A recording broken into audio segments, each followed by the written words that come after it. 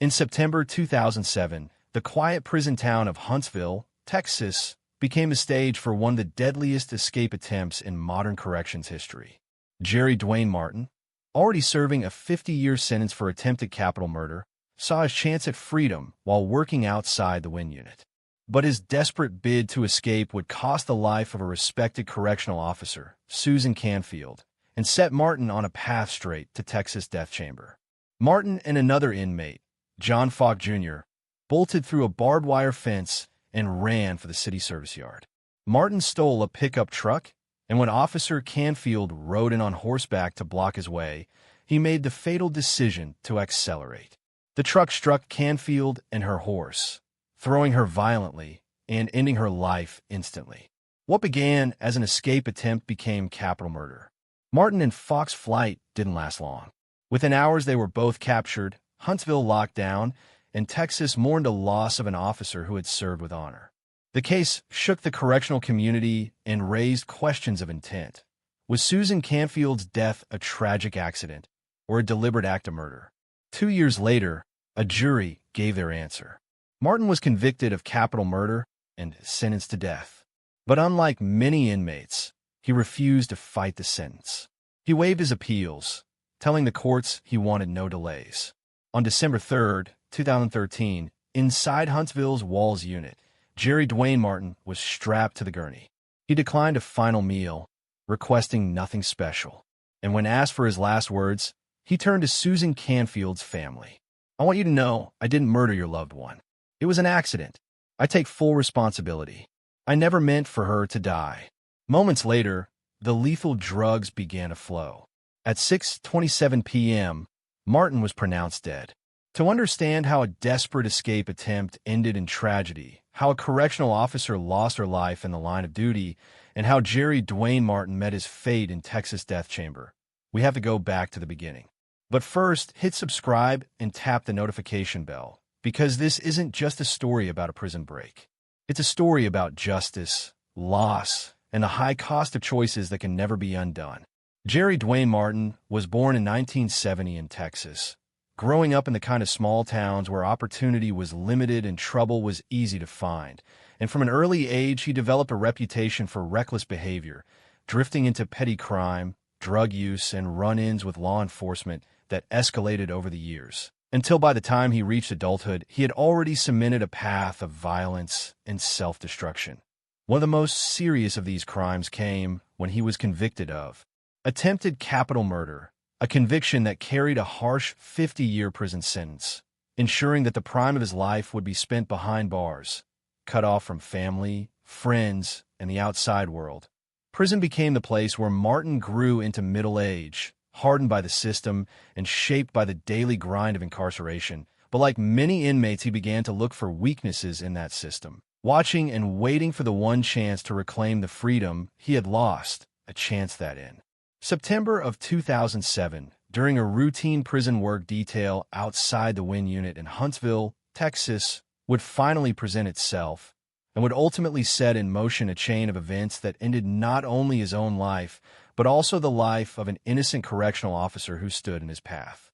Susan Canfield was 59 years old, a proud wife and devoted mother whose life was defined by service, loyalty, and compassion. And though she wore the uniform of a Texas correctional officer with pride, those who knew her best describe her not only as a professional who carried out her duties with courage, but also as a warm and caring woman whose strength of character and love for her family shone through in everything she did. She had chosen a role that demanded discipline and resilience. Patrolling on horseback around the WIN unit in Huntsville, Texas, where she became a familiar and respected figure among her fellow officers, the kind of colleague others admired for her dedication and the quiet authority she carried in the saddle, keeping order in a job that was often thankless and dangerous. Yet she performed it with grace. And on the morning of September 24, 2007, Susan saddled up once again, guiding her horse across the grounds for another day of watchful patrol. Never imagining that her commitment to duty, her courage, and her presence at that very moment would place her directly in the path of an inmate's desperate bid for freedom, a chain of events that would transform an ordinary shift into the final and most tragic chapter of her life. On the morning of September 24th, 2007, Jerry Duane Martin and fellow inmate John Falk Jr. were assigned to a routine field squad detail outside the Win Unit. Laboring in an onion field under the watchful eyes of correctional officers on horseback, the men wearing prison whites and working under a hot Texas sky, while just beyond the barbed wire fences lay the Huntsville City Service Yard, a place that for Martin symbolized possibility, temptation, and the faint illusion of freedom. As the officers patrolled back and forth, Martin began to put his desperate plan into motion, creating a distraction by telling Officer Joe Jeffcoat that his watch had broken and asking him to take a closer look, a seemingly harmless request that forced the mounted guard to lean down within arm's reach. And in that split second of vulnerability, Martin lunged, seizing the officer's .357 revolver while Falk moved quickly to cover him, a violent and chaotic struggle erupting as they tore through the fence line, cutting themselves on barbed wire but driven by adrenaline and desperation. And within moments, the two men had broken free from the prison detail, sprinting across the service yard toward a waiting world they had not seen in years. Armed now with a stolen gun and the reckless determination to risk everything for one last taste of liberty, Martin and Falk sprinted across the Huntsville service yard, chaos erupting in their wake. Officer Susan Canfield, mounted on her patrol horse, quickly moved to intercept them, her instincts and duty compelling her to block their path even in the face of obvious danger. And in those tense, fleeting moments, Martin spotted a flatbed pickup truck left unattended near the city yard, scrambling inside and firing up the engine with the desperate energy of a man who knew this might be his only chance at freedom, while Susan maneuvered her horse into position, determined to cut him off before he could break loose into the streets. What happened next unfolded in seconds, yet carried consequences that would ripple for years. As Martin slammed his foot on the accelerator, the truck lurching forward with brutal force, and instead of swerving away, he drove directly into the officer and her horse, the impact sending the animal collapsing under the weight of steel and momentum, while Susan herself was thrown violently onto the hood of the truck, her body crashing against the windshield before being hurled onto the pavement. With a fatal injury she suffered would claim her life almost instantly. In that single reckless act, what began as a desperate escape attempt transformed into a killing, leaving behind a dead officer, a shocked community, and a chain of events that would seal Jerry Duane Martin's fate forever. After Officer Susan Canfield lay fatally injured on the ground, Martin and Falk abandoned the flatbed truck and scrambled deeper into Huntsville, desperation fueling every step as they searched for another way to stay ahead of the pursuing officers. And in their frenzy, they spotted a woman in a bank parking lot, forcing her at gunpoint from her vehicle and stealing both her car and her freedom in a terrifying carjacking that escalated the chaos already sweeping through the city.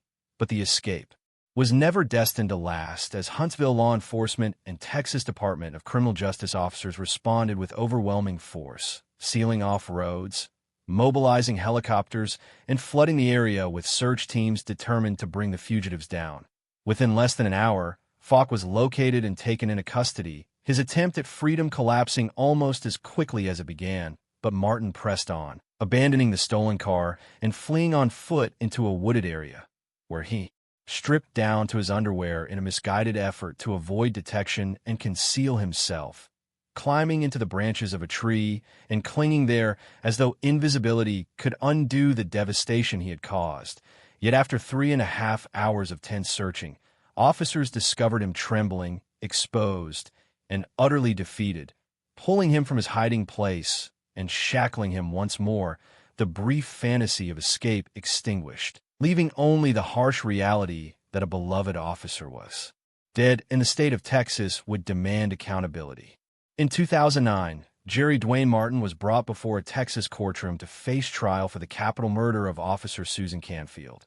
And as the proceedings unfolded, prosecutors painted a vivid picture of a man who, in his desperate bid for freedom, had options to steer away, but instead chose to accelerate directly into a mounted officer who was simply doing her duty, arguing that his actions were deliberate and reckless beyond excuse, while the defense countered with the claim that Martin had not intended to kill, that the collision was a tragic accident born of chaos and panic rather than malice or design. But the jury, after hearing testimony, reviewing reconstructions, and weighing the evidence, concluded that the weight of responsibility rested squarely on Martin's shoulders and that his choices amounted to capital murder. The verdict delivered was death, sealing his fate on Texas death row, while his co-defendant, Falk Jr., would spend years entangled in legal battles, mistrials, and delays that left his ultimate punishment unresolved, a stark contrast to the swiftness with which Martin's path to execution was decided. Once sentenced to die, Duane Martin was transferred to Texas death row, where many inmates spend years or even decades fighting their sentences through endless appeals. But Martin was different, for he instructed his lawyers to waive those appeals, insisting that he did not want to drag out the process or prolong what he saw as the inevitable. And so he lived out his final years in the stark confines of death row, a place defined by monotony, silence, and the weight of impending judgment, until after 6 long years of waiting, the state of Texas set his execution day for December 3, 2013, and when the customary option for a final meal was offered, Martin declined, requesting nothing at all, a decision that stood in sharp contrast to the extravagant choices made by others before him. And so, on that winter evening, as the sun set over Huntsville, Martin was led from his holding cell across the short walk to the death chamber of the Walls Unit, where the sterile gurney and the green-walled room awaited him, the final destination for a man whose desperate bid for freedom had ended in bloodshed and whose fate was now sealed by the state. At precisely 6 p.m. on December 3, 2013, Duane Martin was escorted into the small, sterile execution chamber of the Walls Unit in Huntsville, Texas, and as prison officials strapped his arms and legs to the gurney beneath the harsh fluorescent lights, a handful of witnesses, reporters, officials, and members of Officer Susan Canfield's family, sat silently behind the glass, watching as the final moments of his life unfolded. And when the warden asked if he had any last words, Martin lifted his head and, with a voice steady but weighted with resignation, turned directly toward the family of the woman whose death had brought him there, saying, "I want you to know I didn't murder your loved one. It was an accident. I take full responsibility. I never meant for her to die." Words that some took as remorse and others as deflection, yet they would stand as his last attempt to explain himself. Seconds later, the execution team began administering the lethal drugs, the powerful chemicals coursing through his veins as his chest rose and fell, slowing until finally, at 6:27 p.m., Duane Martin was pronounced dead by lethal injection, his life ending as the ultimate consequence of the desperate choices he had made 6 years earlier. The story of Duane Martin and Officer Susan Canfield is ultimately one of choices and irreversible consequences. For in a single desperate moment, Martin transformed what might have been just another failed prison escape into a tragedy that claimed the life of a 59-year-old wife, mother, and correctional officer who had devoted herself to service. And while her family and colleagues were left to endure the heartbreak of her absence, the state of Texas delivered justice in the only way it could, carrying out the execution of the man held responsible. Yet the pain of that loss remains for those who loved her, a wound that time cannot fully heal. And for Martin, whose life began and ended within the confines of prison walls, the final chapter served as both punishment and cautionary tale, a reminder that violence and reckless choices behind bars carry the highest possible price. And as the gates of the Huntsville Unit closed behind him for the last time, the case stood as a sobering testament to the fragile line between order and chaos, duty and danger, and to the devastating cost of a moment's decision that can never be undone. If you found this story of Duane Martin and Officer Susan Canfield powerful and thought-provoking, we invite you to share your thoughts in the comments below. Let us know your perspective on the case and join the conversation. And don't forget to like this video, share it with others who follow true crime, and subscribe to the True Crime Report Network so you never miss another story of justice, tragedy, and the choices that change lives forever.